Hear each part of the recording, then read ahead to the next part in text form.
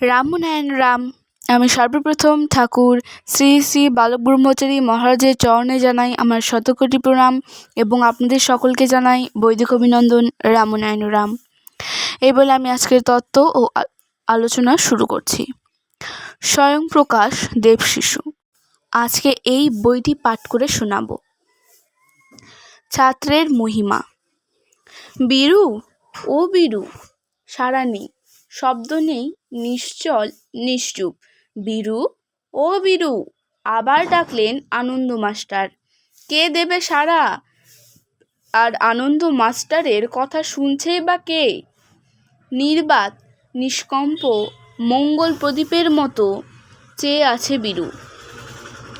সংসারী জীব আনন্দ মাস্টার। ভাবছেন, এ কেমন ছেলে, পড়তে বসলেই যেন কেমন ধারা হয়ে যায়।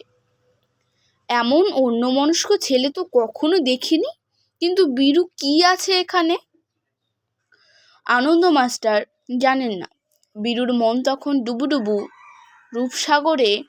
আমার মন বলে রূপসাগরে ডুব দিয়েছে অরূপ রতন আশা করে। রূপের সীমা অতিক্রম করে বীরু তখন অরূপের দিব্য জ্যোতিতে বিলীন। সেই অনন্ত জ্যোতির্লোকে ইন্দ্রিয় সর্বস্ব পরিদৃশ্যমান জগতের বাণী তো পৌঁছই না। নদী নির্ঝরের বর্ণাঢ্য স্বপ্ন সমারোহ মহাসাগরের অনন্তে এসে হয় স্তম্ভিত। তখন তাকে আর চিনেও চেনা যায় না। দূর থেকে দেখে মন যেন বলে চিনি ওহারে, কিন্তু কাছে গেলেই সেই অবাং মানুষগোচর দুর্দিগম্য মহাসত্যের অনন্তরূপ দর্শনে ভক্তিমুগ্ধ মনে বলে ওঠে, কো তুই বলবি মই? আনন্দ মাস্টারের মনে হয়, কে এই আদিত্যবর্ণ কম্বুকণ্ঠ শিশু? এ কি আমারই ছাত্র? ও কি বীরু না অন্য কিছু? তবে কে ও? আনন্দ মাস্টার নির্নিমেষ নেত্রে চেয়ে আছেন বীরুর ধ্যানস্তিমিত দুটি স্থির নেত্রের দিকে। গুরু আর শিষ্য আনন্দ মাস্টার আর বীরু চেয়ে আছেন কোথায়? আনন্দ মাস্টার চেয়ে আছেন বীরুর ছোট্ট ওইটুকু মাংসল অবেষ্টনীর দিকে। তার বেশি সাধ্য কি তার? সংসারী জীব সংসারের মায়াতেই আবদ্ধ। কিন্তু বীরু, সে যে নিত্য পুরুষ, সে যে জেনেছে নিজেকে, জেনেছে তাকে। বীরুর শিশু মনের আনাচে কানাচে যে নিত্য তার আনাগোনা, বীরু যে তিনি হয়ে গেছে, সে খবর আনন্দ মাস্টার জানবেন কি করে? আনন্দ মাস্টার বছর খানেক বীরুকে পড়াচ্ছেন। তিনি প্রায়ই লক্ষ্য করেন, পড়ানোর ফাঁকে ফাঁকে বীরু কখন চুপ করে আকাশের দিকে তাকিয়ে স্থির হয়ে যায়। পাঠ্যপুস্তকের কালো কালো অক্ষরের ফাঁক দিয়ে বীরুর বাউল মন কখনো যেন উদাসী হয়ে গেছে।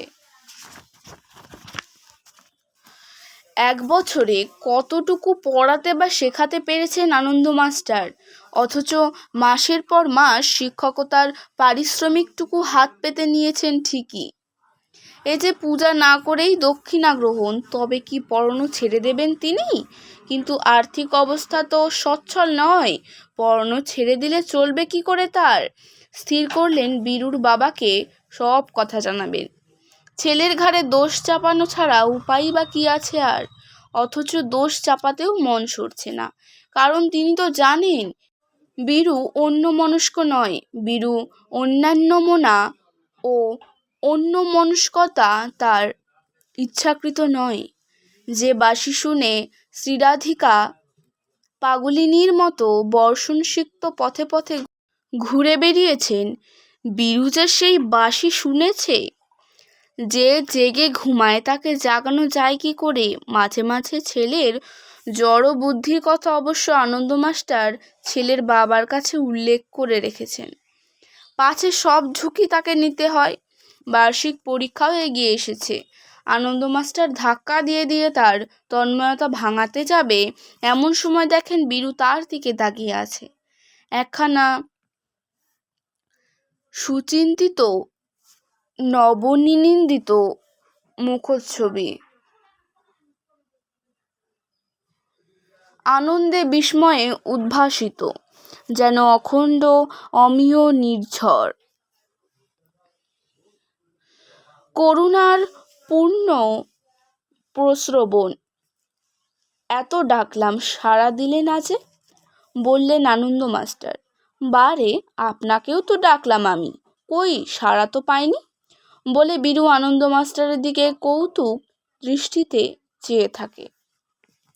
ভাবটা যেন তার অন্যমনস্কতায় আনন্দ মাস্টার যেমন বিস্মিত, সেও তেমনি আনন্দ মাস্টারের অন্যমনস্কতায় হতবাক।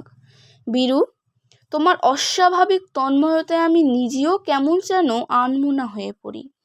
আপনার সত্তার দিকে তাকিয়ে আমিও আত্মহারা হয়ে পড়ি। বলো না বীরু, এরকম হেয়ালি কথাই বা তুমি বলো কেন? আমার এমন কি রূপ আছে যা দেখে তুমি এমন ধারা হয়ে যাও? কে বললে আপনার রূপ নেই? আপনি তো বহুরূপে দাঁড়িয়ে আছেন। কি বললে? আমি বহুরূপী? একথা শুনলে লোকে তোমাকে পাগল বলবে। কেন পাগল বলবে? আপনাকে খুঁজতে খুঁজতে আমি যে বিশ্বের মর্মস্থলে গিয়ে পৌঁছই, আপনার ভেতর দিয়ে চলে যাই অনন্ত রূপের মাঝে। প্রশ্ন জাগে, আপনি এলেন কোথা থেকে, আর কেই বা আপনি? আপনার স্বরূপ ছিল বীজাকারে। বীজ থেকে যেমন চারা, চারা থেকে গাছ, গাছ থেকে ডালপালা, ডালপালা থেকে পাতা, কুড়ি, ফুল, ফল। আপনিও সেই। এ কি শুনছেন আনন্দ মাস্টার? কে বলছে এসব তত্ত্ব কথা? তবে কি সেই বিদ্যারূপিণী মহাশক্তি বীরুর মুখ দিয়ে বলছেন সৃষ্টিতত্ত্বের অমৃতবাণী? বীরুর মুখের কথা কেড়ে নিয়ে আনন্দ মাস্টার প্রশ্ন করেন বিস্মিত কণ্ঠে, তোমাকে এ জ্ঞান কে যোগায়? কেন? সকলের মধ্যেই যে নিত্য আমি রয়েছেন, তিনি আমাকে দিয়েই সব বলান। যে তিনি? কিসের কথা? বলে সুরেনবাবু ঘরে প্রবেশ করেন। সুরেনবাবু বীরুর বাবা। পানের ডিবে থেকে একটা পান মুখে পুড়তে পুড়তে আনন্দ মাস্টারকে সরাসরি প্রশ্ন করলেন, ছেলের পড়া কেমন চলছে? মস্তিষ্কের জড়তার জন্য আশানুরূপ এগোতে পারছি না। পরীক্ষাটাও এসে পড়ল, কড়াকড়ি ব্যবস্থা করুন। এই বলে প্রাণ খোলা উদার হাসি হাসলেন তিনি। ছেলের অস্বাভাবিকতা তো অবিদিত ছিল না। একটু দাঁড়ান মাস্টার মশাই, আমি আপনার বেতনটা নিয়ে আসি। সুরেনবাবু ভেতরে গেলে আনন্দ মাস্টার সুরেনবাবুর অমায়িক শিশুসুলভ হাসির কথা ভাবতে লাগলেন। অদ্ভুত আত্মভোলা এই মানুষটি। কৃষ্ণনগর উজানচর অঞ্চলে এমন কেউ নেই যার চোখে পড়েনি এই মানুষটির সরল হাসি। কয়েক সন্তানের ধাপ হয়েও বৈষয়িক সংকীর্ণতার মালিন্য তাকে এতটুকু স্পর্শ করেনি। তিনি যেন সংসারের পঙ্কিলতার জলে রাজহংসের মতো ভেসে বেড়াচ্ছেন। সকলের সঙ্গেই তার মধুর সম্পর্ক। অল্পতেই সকলকে আপন করে নিতে পারেন তিনি। আজকের তত্ত্ব ও আলোচনা আমি এখানে শেষ করছি। দেখা হচ্ছে পরের ভিডিওতে। ভালো থাকবেন, সুস্থ থাকবেন। রাম নারায়ণ রাম।